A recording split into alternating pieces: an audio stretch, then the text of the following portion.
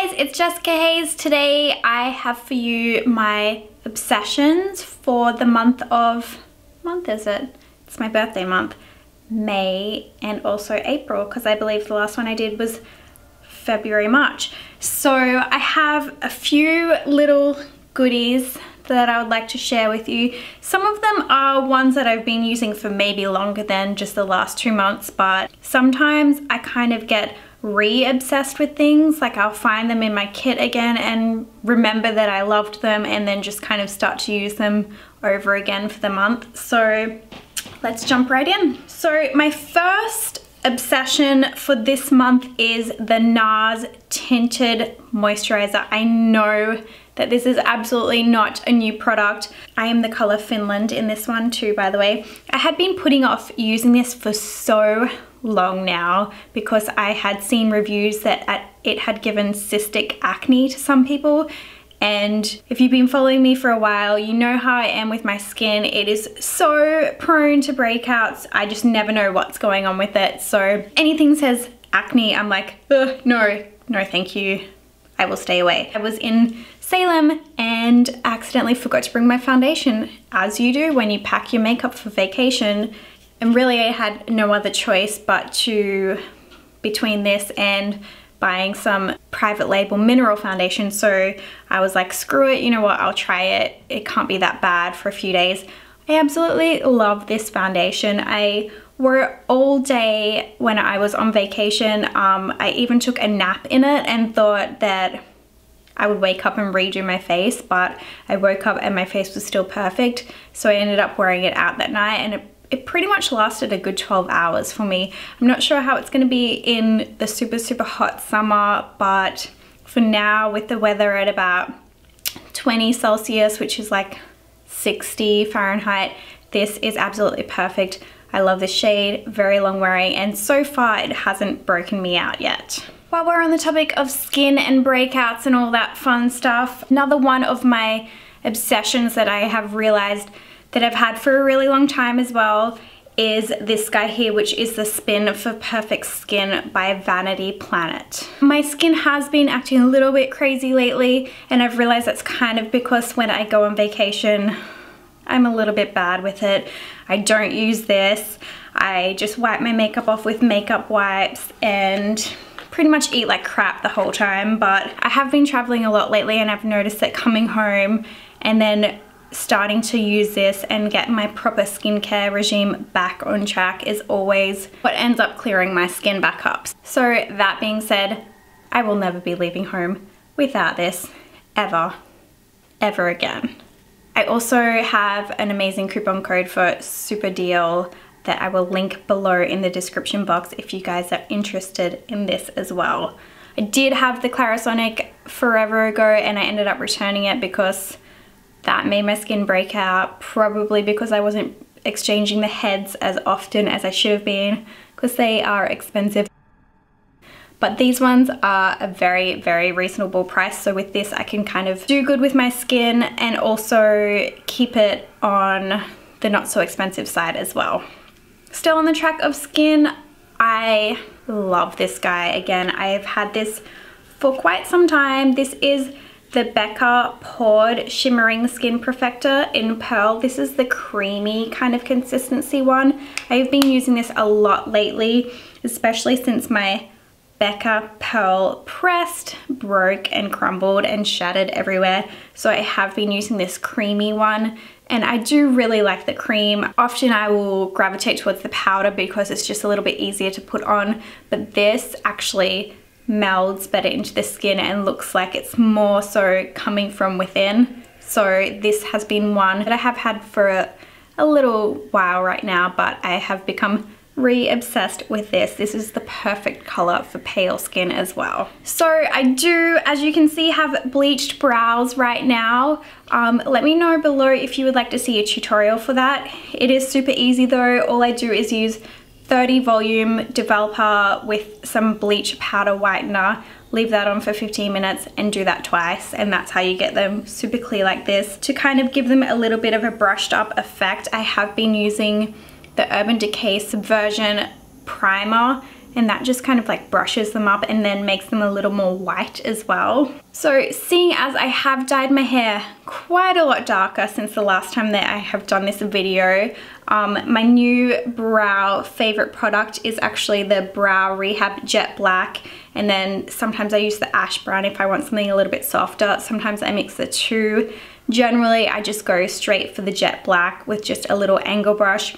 I did find I liked this better than the Anastasia one. I don't like a heavy brow, you guys all know that. I don't like a super defined brow. For some reason, every time I'd use the Anastasia one, it would just go on a little bit too pigmented. So these ones are a little more, I guess you could say, foolproof, and I don't know, I just like the formula better. This guy, this is the Kat Von D Color Correcting Eyeshadow Primer, and I have yet to see a YouTube video or a YouTuber say that they like this, which I am just absolutely baffled by. It's not like I'm completely like, this primer changed my life. This primer is pretty much the same as most other primers that I've used. It's kind of like MAC Soft Ochre or Painterly. It's kind of similar to the Suva Beauty Pantyhose that I've been using recently. The thing that I love about it is that it is so easy and convenient. It's already there. I don't have to dip my fingers into the pot. I don't have to use a brush. I hate how primer wets a brush and then that brush is like kind of ruined until you clean it again. So scribbling this onto the eyes and then just patting it in with the finger, it's my go-to now. Like I said, it's not life-changing. It will keep your eyeshadow on. It does everything that a primer is supposed to do. The reason why I think a lot of people don't like it is because apparently if you're a little more dry, then this just kind of sucks everything up, which I never thought of myself as having oily eyelids at all, but this does not dry out my eyelids at all. It goes on smoothly. It makes my eyeshadow go on smooth and beautiful, and keeps it on really well. That is my thoughts on the Kat Von D Color Correcting Primer. Let me know in the comments below if you have this and if you liked it or if you hated it, because I love it. So I'd love to hear your feedback on that. Another obsession of mine, oh my gosh, this brush. So this brand is Esum, and you can get this off Muse Beauty Pro. This is the S31 brush by Esum. It is the perfect little tiny fluff brush for just underneath the lash line and also on the inner corner of the eye. I will most certainly be purchasing at least 4 of these for my kit. I cleaned it after every single makeup application that I did on Saturday because I was like, I cannot do a makeup without this brush now. It's a staple. And speaking of clients and things for my kit, I just received this Becca and Jaclyn Hill palette, and oh my gosh, this is an absolute bridal must-have. I also received this Becca and Jaclyn Hill palette, and while these aren't colors that I would personally use a lot myself, I mean, I would use these matte colors here for sure. I did use all of these and nothing else on a bridal trial that I did over the weekend, and it was beautiful. I am definitely going to be hoarding these for my bridal kit. I actually might purchase a backup because I feel like these ones are gonna be such staples that when I hit pan on these, I'm gonna be so bummed and annoyed at myself. So if you are a makeup artist, or if you just really love beautiful, natural, glowy makeup, then absolutely get your hands on these when they come out. Another thing that I have been enjoying for my kit lately is this Cosmetics You Sculpted palette. I have a few of these contouring palettes, and a lot of them, there's always colors in it that just don't make any sense to me, but this one has been gorgeous. This one is a perfect contouring color for someone with my skin coloring, but these ones you can kind of mix about to do like a contour and then get a bronzer with it as well. The highlighting shades, they're okay, but the matte highlight I really do like if you have more of a mature client that doesn't want that kind of glowy, shimmery highlight on the cheeks as well. I kind of am a fan of things that come in this like cardboard packaging, especially for the kit, because when you have too many plastic or glass things in your kit, it just ends up being so heavy and a pain in the ass to carry around. Another thing that I've been obsessed with this month is the Swede Linda Hallberg edition lashes. I've used quite a few of them up. I was actually trying to hoard them till this video because I knew I wanted to show you guys these, but I kept wanting to use them every day pretty much. But what I've been doing is just adding a little 2 to the outer corner of the eye and then adding 2 trio lashes just right in there, and then that just gives a really beautiful natural flick to the eyes without looking like you're wearing extreme false eyelashes and having that uncomfortable sensation of wearing lashes. I've actually just been using a makeup wipe around the eye and leaving them on for up to 2 days as well. You can sleep in these, but just make sure that you are being clean with them, if you know what I mean.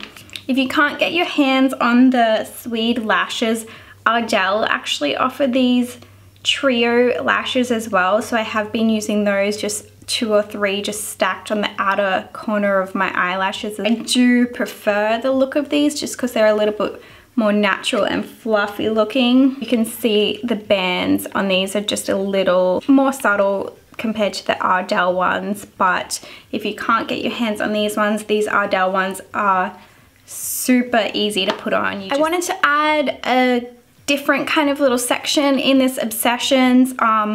Often I will find new artists on Instagram and just become obsessed with them. So my latest is, I'm pretty sure his name is Dimitri.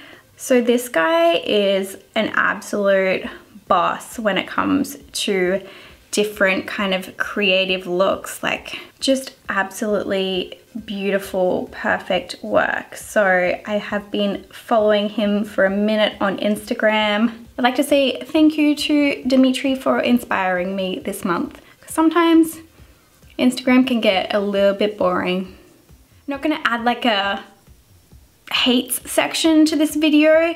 I just don't like, I try very hard in myself not to be negative about things, but just sometimes, well, you buy products and they are a little bit of a letdown. Let's be honest. It happens. So I'm talking about the Pat McGrath Skin Fetish Nude Highlight Package. So this was beautiful packaging. It came in that little sequin silver pouch that everyone was posting about on Instagram. It's not anything that I don't already have in my kit. It's nothing that is just like, wow, this is so unique. I'm so glad I purchased it.